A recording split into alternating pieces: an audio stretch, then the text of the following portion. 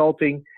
We partner up with the great offerings from a company like Ruckus Networks in the education space to give you the best in breed solutions and services that you can wish for. So with no further ado, I would like to introduce to you today our host, featured presenter, Erik Heinrich from Ruckus Networks. Erik, I'm going to pass things over to you. Great. Thanks a lot, Dennis.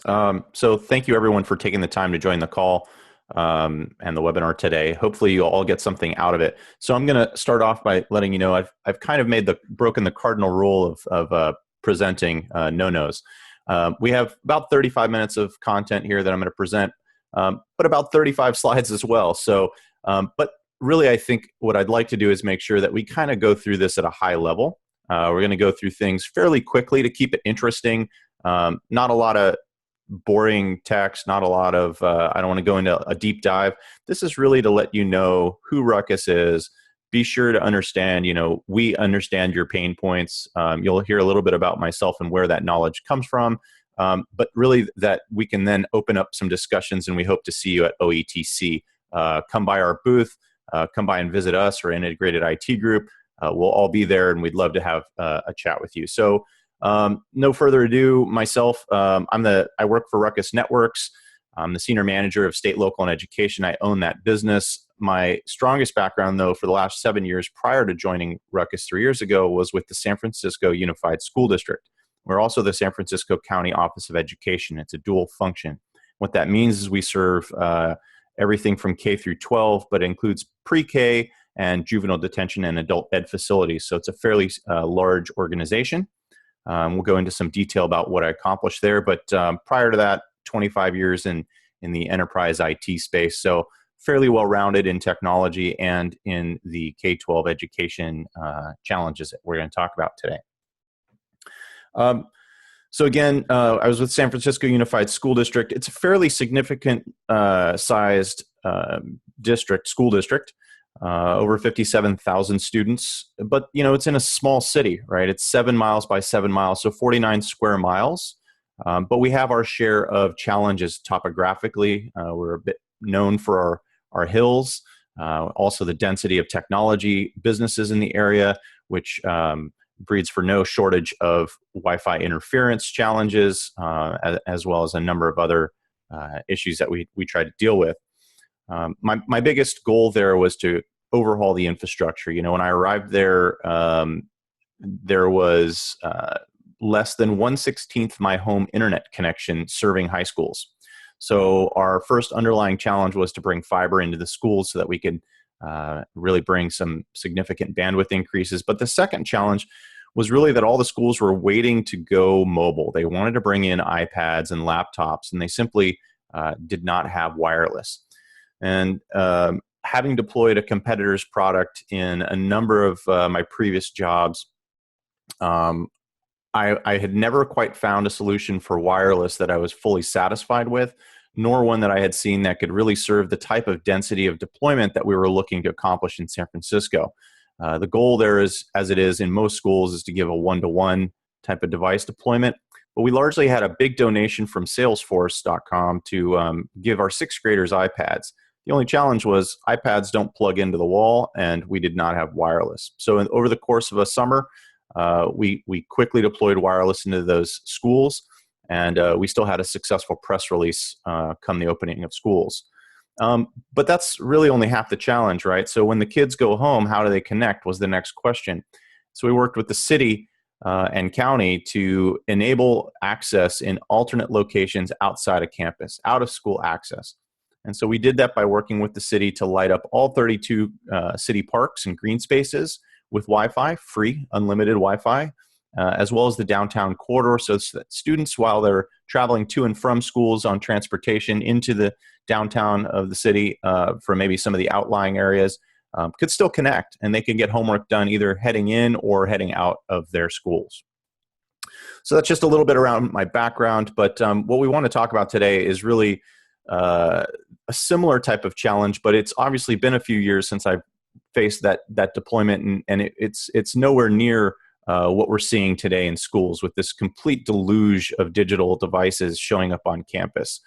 So I've traveled quite extensively to conferences to gain as much feedback as I can to keep myself abreast of the challenges that you guys are facing every day, day in, day out. And so these are, a few of the conferences that I attend yearly. Some of the dates here are old, but suffice it to say, I do go to these every year. And I've heard a lot of just nightmare stories that I can't even imagine. I thought I had it bad when I was there, but now I'm not even sure that I could cut the mustard in some of these challenges that you guys are facing. We largely thought of this the computer lab as the solution to digital learning for years, right? First, it was the desks in rows, and we had no computers in classrooms, and we thought, well, if we just put a particular classroom and fill it full of computers, and we call it the computer lab, we've now really enabled digital learning. So it's somewhere students left their current classroom and went to go get access to a computer for their digital learning time. Well, that's no longer the goal, right? The goal is to move towards a full digital learning environment and move towards mobile learning and even one-to-one for a personalized learning experience. And so actually this photo I've taken from a presentation that I attended at FETC from this particular slide that you're seeing here. And it was a bit of a surprise. I went there to learn about dynamic learning spaces, right? So they're trying to convert those computer labs. And what you're seeing in these pictures is the same room. They've converted that stationary computer lab into what they call a dynamic learning space, meaning simply that students can move around and learn in the environment and in the setting and in the seating that they feel most comfortable. This is how they're learning at home, in their living room, in their bedroom, in their kitchen, in any part of that school, in any part of their home, right? So why wouldn't we enable them to have a similar comfortable learning experience in the school or in the classroom? So they've converted that physical desktop computer lab into a mobile lab where now the data leaves with the student. The student owns that personalized device. They can customize it to their needs, to their any special needs that they may have, and it is their device that they can own. But it also delivers the content specific to their learning needs. So I found this is a particularly fun and interesting presentation. And hey, I was surprised. I had no idea that the next slide here was actually to praise Ruckus. And these are the reason I selected this slide to share with you guys is, this has no input from Ruckus. I'm being completely honest. I showed up at this presentation having no idea actually that it was even focused on wireless, but their point was that wireless truly enabled them to move from that classroom, that computer lab, into this dynamic learning space type of classroom. And the key was to really have high density, high performing Wi-Fi. You can see there it's next to a now decommissioned access point that is still fairly new, but simply was not able to meet the density needs of the classrooms once they started to add a device per every student. It was enough for a few devices. It was enough to stream content maybe on 1 or 2 devices, but when they get to 10 or 15 devices, all streaming HD video, it simply couldn't keep up. And we're moving more towards something that looks like this, right? Every student will have a device. It's a wireless device, but then that classroom starts to fill with other types of devices that they're going to be using. They may even have a tablet in their backpack, a cell phone in their pocket, a 3D printer, wireless headphones. These are a few of the things that we're starting to see. These are no longer not, these are now becoming the norm in many schools, maybe not all, but in many schools. So you can see where things are going. And then there were the statistics. A lot of people had said it early on, there were kind of some laggards saying, yeah, but do we need all these digital devices? And these are just some examples of data, but there is tons of data available that show the benefits of these tools when they're used properly and when there's been proper professional development. But the availability of these tools is the first step. It's the chicken or the egg. A lot of schools get caught in this conundrum of saying, well, if I just put these devices out there, none of my teachers know how to properly teach with it, so it's going to be a wasted effort. The reality is if you don't give them these tools to begin to experiment with, to begin to gain experience in using in the classroom, you're going to be stuck never deploying this type of technology and losing these opportunities to really give these students a better learning experience. So we've seen what classrooms largely have today, but then, at a lot of these conferences, we're starting to see where the schools are heading. Many may already be there, but these are things that we are already well familiar with in terms of seeing at the conferences. If you've attended, that these are there. And some of you may already have some of these. In fact, VR headsets, right? We've seen these for years. What's the newest thing? They are wireless. Wireless VR headsets are really going to unlock a lot of the potential for these devices, where they're no longer tethered to a very large desktop computer. Makes them not only more portable in terms of taking them from classroom to classroom, but also for the ability to no longer have to have a dedicated space in your classroom that can only be used for one function. Again, back to the dynamic learning space concept. The top headset that you see there is one that was recently launched by Lenovo at FETC a couple weeks ago in Florida.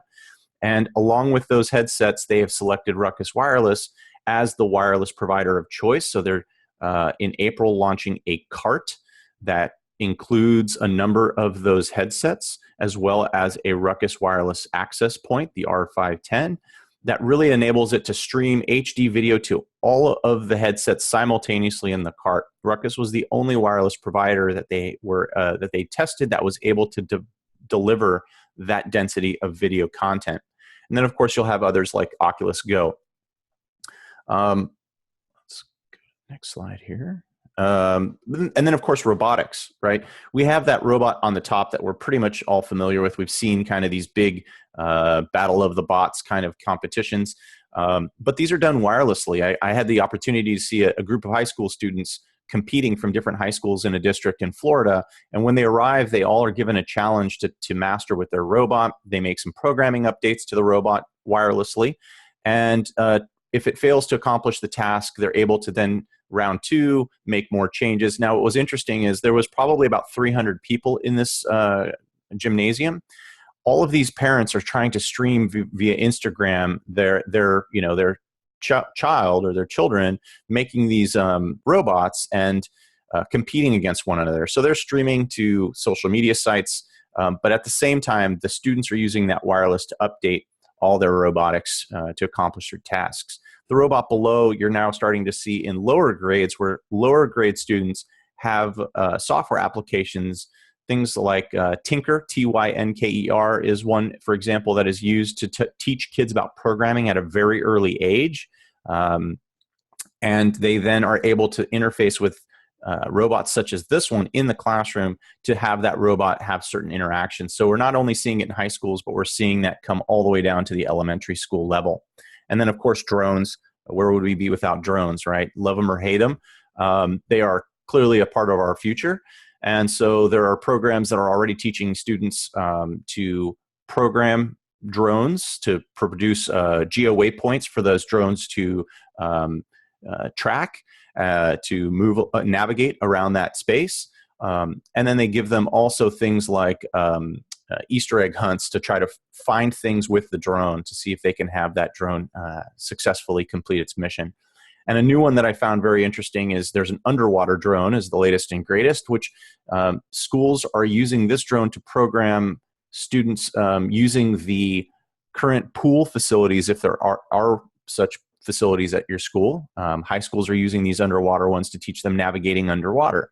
So pretty creative uses, but we're already starting to see these popping up in schools. So we know the future is here.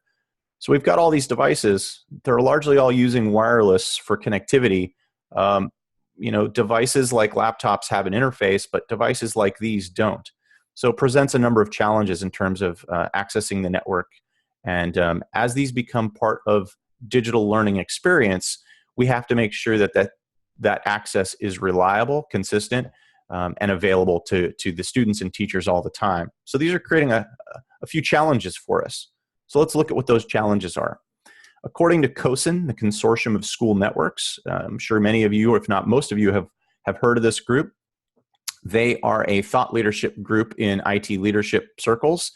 talk about where things are going in education, and on the technical side, what is needed to support those. And there's some fantastic resources on their website if you haven't seen them. They are a nonpartisan,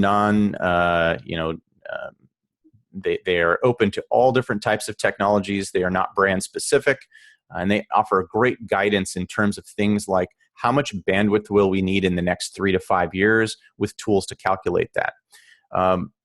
But these are what they have concluded in their latest IT leadership report as the top 3 challenges. Now, the first one seems pretty self-explanatory, right? Even I faced the broadband challenge at San Francisco Unified when I was there 3.5-4 years ago. But now what we're really seeing is it's not just that broadband, as most people have upgraded many of their connections, but it's really this network scaling problem. We used to say Wi-Fi is an amenity. If you really need to connect, go plug in. Well, it's a mobile first world now, right? So we need to be able to scale that network both wired and wirelessly to enable access for all those multitude of devices that teachers and students are bringing to school. Hey, especially after Christmas, right? After Christmas, everybody's going to show up with one of these toys. And the first thing they're going to say is, how do I get it to connect to the network? Secondarily, we have that securing student data privacy. This is a huge challenge. So now we have all these devices on here. And a lot of people have been saying, well, there's no student data that goes into robots. And that may be true. But what we're starting to see is in the digital learning side, as you give that student a device, you also want to deliver to them more personalized learning experience. And you do that via leveraging things in your student information system, perhaps showing something about their any kind of ADA requirements, if they have any kind of special needs. Also at varying skill levels, may also be about their family background that may be taken into account. And then that is incorporated and ported over to the LMS to select the most appropriate content to deliver to that student.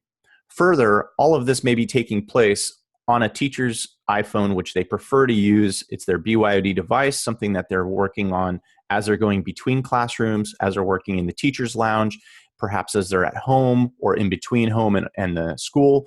They want to be able to access and work the way that we do in our daily lives and how we access our smartphones, right? So there's no reason that they shouldn't be able to do that, but it does cause some security challenges for that student data privacy. My point being, student data is everywhere and often where you least expect it. And finally, digital learning, which is also marked as reliability. This move from currently being at only 10% of schools on average, 10% of their school day is spent on digital learning. As they try to move to 50, 60, 70% of the school day being a digital learning experience, the reliability of that access becomes absolutely mission critical. Teachers are used to the ability to open a book and it's connected, right? But as we move from a book to a computer, there's a lot more steps in place that things can go wrong. So let's look at some of this. And in addition, it has to be easy, right? All of this adds complexity for folks like you and me in the IT department. So, so we've talked about that broadband and network scaling. We see what is causing and pressuring on all of that, but a little bit of a dip into that student data privacy. This is where I found things to be most interesting as I talk to schools, as I travel across the US. Most of them say, well, we have a firewall, or we have some policies in place. And that's great, but there's a couple key facts right here presented by the Intel security report that almost half of all those breaches happen from inside. So that firewall, it's a perimeter resource, right? It's a perimeter security device. It's holding people out. It may be providing policy as well, right? It's enforcing the policies that you've provided verbally, internally, technologically. But the problem is half of those are not intentional. So even if people are following the policies as expected, there's still a possibility that they've exposed that data. And also, interestingly enough, as COSIN reported, over 40% of that web-based educational services and curriculum that they're accessing, that's not secured. If you look on the web, you'll see HTTP, not HTTPS. And so they don't have the ability to secure it. Even the logins are sent in clear text in a lot of cases. That means students who are simply sniffing, or someone on the inside of the network sniffing that traffic, they can see the username and logins. And that's a problem, especially if teachers are using anything for grading or any sensitive or confidential information. All of that becomes clearly available. So the key takeaway is that your organization needs more than a firewall. You need something that handles that internal traffic as it's being transported across the network. I thought this was really interesting. A little bit of math here. So we talk about how today there's about 10% or less of instruction is online. But in 3 years, they're assuming that about 50% will be online. So let's do a little math. There's 1,000 hours of instruction per year. Let's assume 5,000 students in a school district. So if only 10% of those hours are online, that's about 100 hours of online instruction for 5,000 students. So 500,000 online instruction hours in a year. Okay, that's already sounds like a lot. But what happens as we move up to 50% of instructional time? Now you're at 2.5 million hours of online instruction time per year. Why am I bringing this up? Well, let's look at the reliability issue. Today, a 5-minute blip in a 10% in a classroom that's only using the online digital resources for 10% of the time, that 5-minute blip of disruption can fairly easily be recovered at other points in the day when you wouldn't normally otherwise have digital instruction scheduled. As you move to that 50% online instruction time, it gets a lot harder to make up that 5 minutes of lost time. And that's if it's only 5 minutes, because it's very likely that there was other digital content, other digital instruction that was scheduled during one of those makeup periods. And moreover, the time that is not scheduled for digital instruction has other purposes, and that would be impacted if you tried to recover that 5 minutes. As you go to 100% network utilization for digital instruction, now you have no time to make up that 5 minutes. You have to be on and working all the time. So to recap, 3 top challenges was network scaling, which we saw from one-to-one and BYOD programs, moving to a digital campus, not to digital classroom, digital learning, not to mention a smart campus. You're starting to see IoT cameras, automated attendance with RFID tracking, but also just those faster, hungrier devices, right? We keep buying the latest and greatest. Why? Because it's a faster device. It can consume more content for us more quickly. And the one I'm going to point out here is that HD video curriculum. By 2020, it's very widely accepted that 80% of network traffic is going to be video. YouTube is probably the #1 teaching tool across the US, hands down. It's incorporated in many different teaching solutions, but video is fast becoming the #1 teaching tool in digital learning environments. I thought that was very important to note. So the question you ask yourself is, how much network do you need to accomplish all of these things? We talked about the 2.5 million hours of instructional time of digital learning. As you move to the student data privacy topic, one that jumps out, BYOT, a term that I'm hearing more frequently. It's that bring your own technology. We have teachers who want to bring in Alexa or Echo or Home, whatever version you want to use, and experience that with their students. Voice is kind of the new touch interface, and it is what we're starting to see more and more show up in classrooms. So you have to be prepared that student data is going to show up everywhere as teachers start to use these devices with their students, and also to then access student resources and school resources. You don't know where that data could go and how it could be shared. So how are you protecting student data on your network? Finally, that network reliability. With all the extra network nodes, all of the extra switches, APs, firewalls, content filters, LMS, SIS systems that you're trying to install, that configuration complexity or network becomes its own nightmare in and of itself. And so we'll talk about some ways to address that. But you have to ask yourself, can you support 1 million hours of screen learning? And 1 million is maybe even being a little bit conservative. So it's a mobile first world. What does Ruckus do that's different? What you're seeing on the right is largely what all of our competitors use. If you open any one of our competitors' access points, you're going to see the same antenna technology inside. So they are largely commoditized. But with Ruckus, you're seeing something totally different. Those are vertical and horizontal antennas. What that allows us to do is directionalize the signal. And we've patented that. And that's why we are fundamentally different from our competitors. If you think about RF signal, it's a wave. It's on the electromagnetic spectrum. So light makes a good analogy for RF propagation. And what you're seeing in that commoditized hardware is that they're sending the signal out much like a light bulb. It's actually a donut, but think of it in a 360-degree sphere. That means you're wasting a lot of signal. You're also sending signal where you don't want it to go. The number one cause of Wi-Fi interference, other Wi-Fi. It's on the same channel, same band, right? Move over to the Ruckus access point. We really mitigate that because we are directionalizing the signal per packet, per client in real time. Think of us like the flashlight. We're directionalizing that RF signal to the client to get a much better, stronger connection at greater distance. This allows us to have a better experience for that one client, but that one client gets his data more quickly. Therefore, the next client is available to be serviced. That's capacity. So not only the highest performing, but the highest capacity APs on the market. Now, we also have, as you see, horizontal and vertical antenna elements. And we'll talk about that in a minute. But as we can directionalize that signal, it allows us to not only get better signal throughput at distance, but it also allows us to navigate around obstructions. We adapt to those kind of changes in real time as the obstruction occurs. So you think a device moving around a pillar in a classroom or across a large body of students. Water absorbs RF, and the human body is 98% water. So you have to imagine that humans in a room actually absorb a significant amount of signal. So this patented technology allows us to deal with things like interference and obstructions in a way that none of our competitors can do. And again, because it's all patented. Now, this is where that vertical and horizontal comes in. When you hold your device in a portrait position, you use it for email. You flip it into landscape, and you suddenly can have a video. Well, you've just changed the orientation of that antenna. And why does that matter?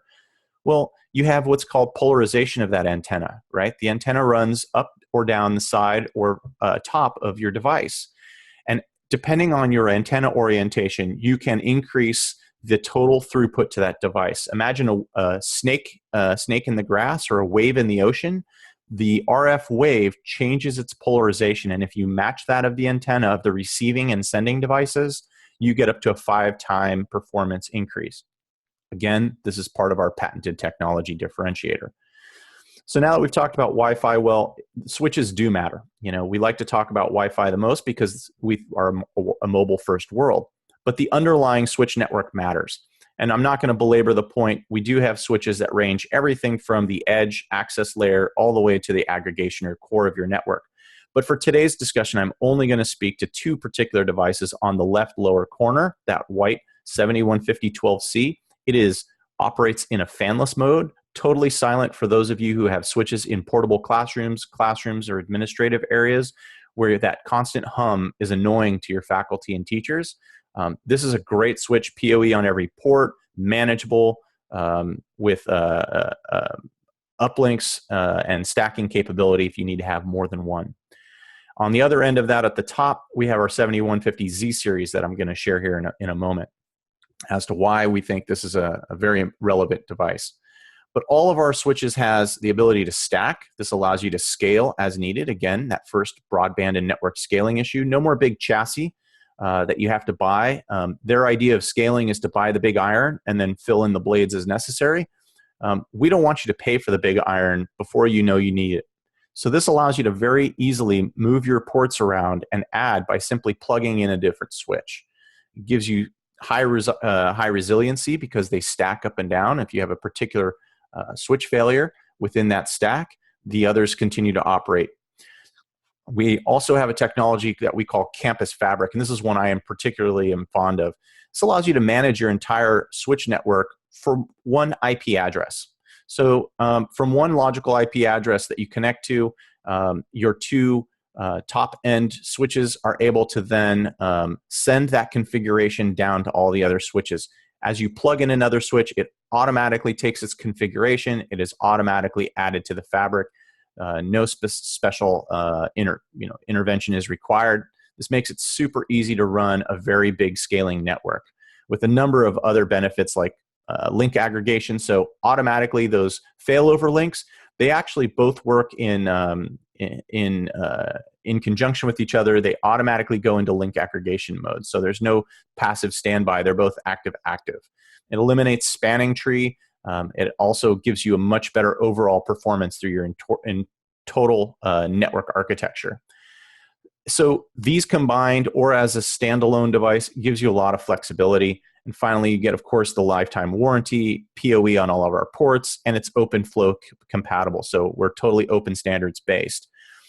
Going back to the switch challenge, the old bottleneck was your devices to the AP, right? But now as we've come to newer access points, newer technologies, newer clients, the new bottleneck is actually between your AP and your switch with that cabling that's in the wall, that old Cat5, right? Most expensive part of your network. Well, what we've done is we've created the ability for you to scale your network without having to replace that cabling. As access through your access point can exceed that 1 gigabit bottleneck, we now have a access point and a switch that can use that same cabling and bring it up to 2.5 gigabits over that old 1 gig bottleneck. So it's a very important resource that you have available to you to be able to upgrade to either 11 AC Wave 2 and to be future ready for that 11AX as that comes out in the future. So please look into this. There's a special offer that Ruckus is running right now on a bundle that gives you 60% plus off of this bundle together of these access points and switches. So please contact IITG for some more information. Come see us at the OETC booth. We'd love to talk to you in more detail about that solution. So finally, we talked a little bit about student data privacy and the reliability and scaling. Those were those challenges, right? And Ruckus has a security and policy management platform that is unlike any other that can really solve a lot of those challenges. So what we really need is a self-service solution. IT seeing 30 to 40% of your help desk tickets being related to getting people onto the network, password problems. This can eliminate that. If you look in the bottom right-hand corner, those two little graphics, I love to tell people a story. As I travel to all of those conferences, as you get off, you're on the plane, you put your phone on airplane mode, turns off all its radios and connectivity. All your data stops. And when I get off the plane, the first thing as the plane lands, they tell you can turn your phones back on. By the time I've exited the jet bridge of that plane, my email has already flowed in, my text messages have already showed up, my voicemails are already waiting for me, but I didn't log in. I didn't look for my carrier's network. I didn't worry if it's the real carrier or if it's spoofed. I didn't have to go to a portal page. I didn't do any of that. My phone just connected, all automatically. And so what we're providing with CloudPath is that same Wi-Fi or that same cellular cell phone, smartphone experience with Wi-Fi. So if your students log in to a portal page and it only takes them a minute to do so when it works, every class, let's say you have 5 classes in a day, 5 minutes a day, 5 days a week, 25 minutes. How many weeks in a school year, right? All of that is lost teaching and learning time. Now, what if they run into a problem? That student's device is pretty much prohibited them from being able to take their teaching and learning, right? They're not getting that opportunity. It's lost instructional time, especially with Chromebooks or iPads where they're very dependent on the wireless network or on the cloud resources that are being made available to them. So we want something that secures the traffic, that provides that high reliability connectivity, and is self-service so they can manage it very simply. Problems with passwords, they can be shared, mistyped. We all know what these problems are. Certificates get away with that.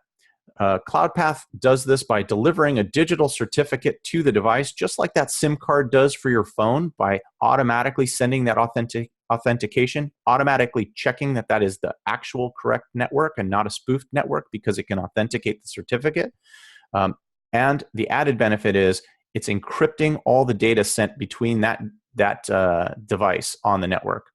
So adding a significant amount of security posturing to your network, to your client devices, and it's taking away some of that onus on the end user to have to know that they're making a mistake. It's helping to secure all those BYOD devices that likely have a ton of your student data on it, whether you allow it or not.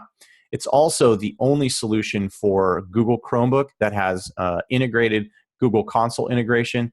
You plug the Chromebook onto the network, it goes and grabs a native Chrome extension from the Google admin console. And that Chrome extension will automatically move it to the right SSID, does the network configuration for it, and automatically connects it to the network whenever it shows up and sees that school network in the future. So it automates that process and makes it much better. It's also the only solution that has either on-prem or cloud offering.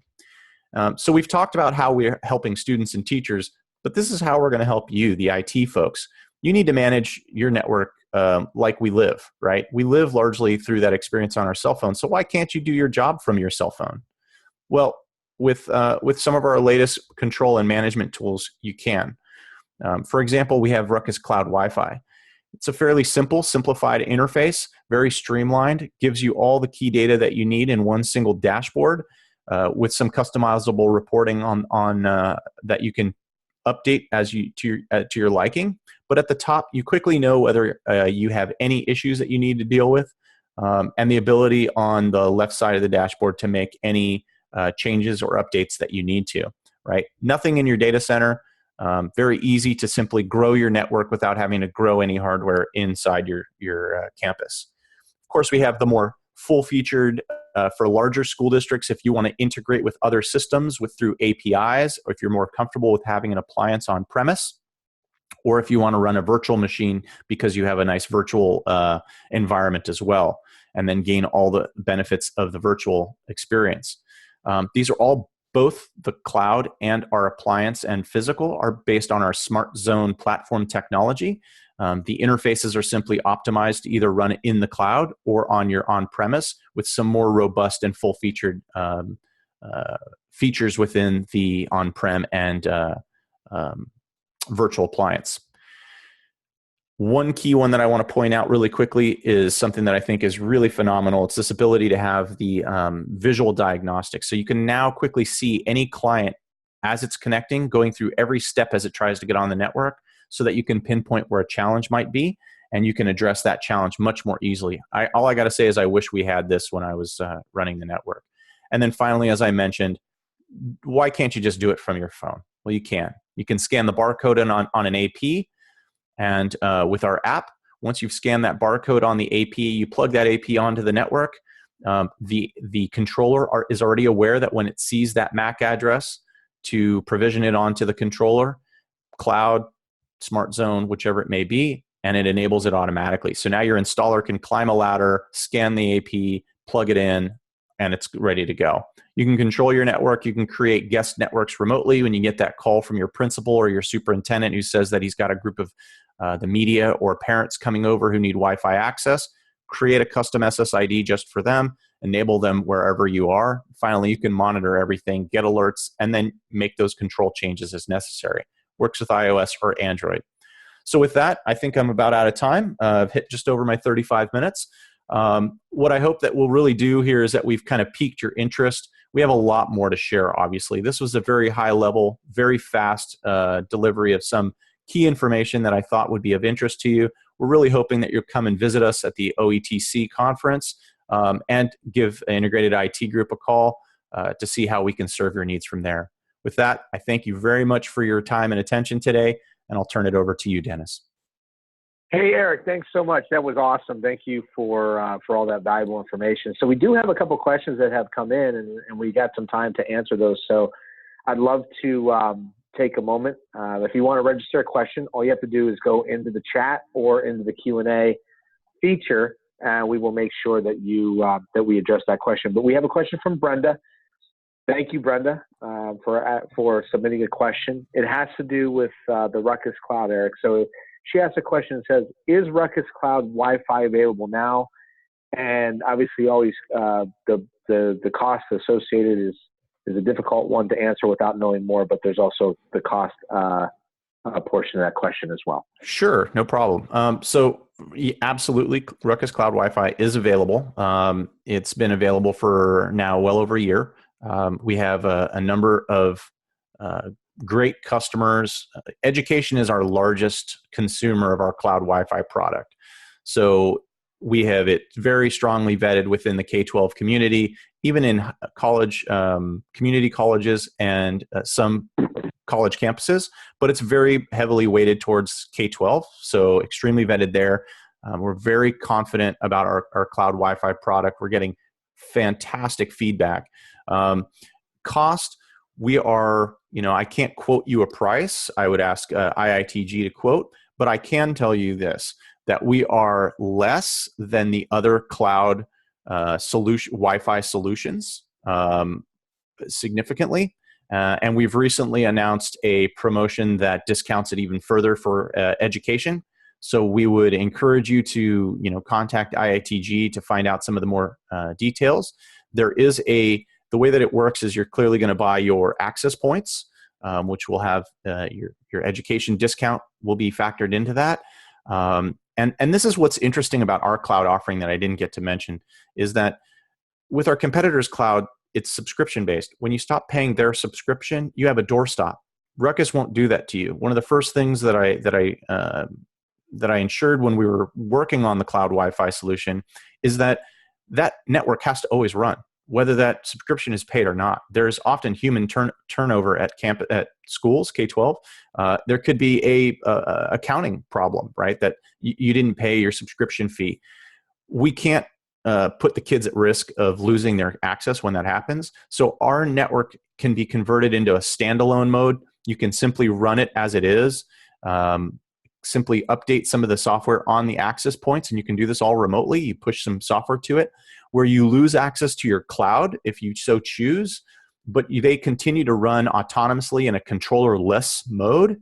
You just lose some of that interface, that cloud interface access and the features of the cloud that you get. However, we believe this is a much better solution for K-12 because it means that you own your network, you're not leasing it. So please talk to IITG to get some specific pricing around that. But all I can say is it's extremely competitive and against the competitors in that same space. Great answer. Thank you, Erik. And then in follow-up to that question, I got this one. So yeah, we did record today's session, and we will make this available on demand as soon as we possibly can. We plan to also transcribe it into an ebook that you'll be made available to you the moment that we've got that ready to go as well. And all of you that have stuck around, we want to make sure that we obviously are able to connect with you at OETC, both at the Integrated IT Group booth and Ruckus as well. And we are partnered up proudly again with Ruckus. We're going to continue on through this webinar, obviously, and grow this relationship at OETC. And you are all invited to a VIP happy hour on February 13th. We're going to host this at Bar Louie, which is right around the corner from the Columbus Convention Center, where we'll be for OETC. This happy hour is being put on by Integrated IT and Ruckus, and all you need to do is stop by our booth or the Ruckus booth to pick up your VIP invite, and you'll need to show that invite at the door, and that will get you in for that event. It's a great opportunity to come meet and greet and network and just pick the brains of some really smart people that'll be around the table that night in obviously the educational IT space. Erik, if you have anything else that you'd like to add for Ruckus or the upcoming OETC conference? No, just simply that we're looking forward to seeing those of you who can make it to the happy hour. Just come by our booth. We'd love to share with you in more detail. Also, we have a significant number of resources available on our website. There are other webinars available. All the product details are available. And Brenda, in addition, there's information about our cloud products at our website. So please be sure to check that out. And just want to thank everybody for making the time to join. Thank you, Erik. Thank you, Ruckus. And on behalf of Integrated IT Group, appreciate everybody coming to today's webinar. This concludes our event, and look for some notification when it's ready for the on-demand version as well. Thank you so much.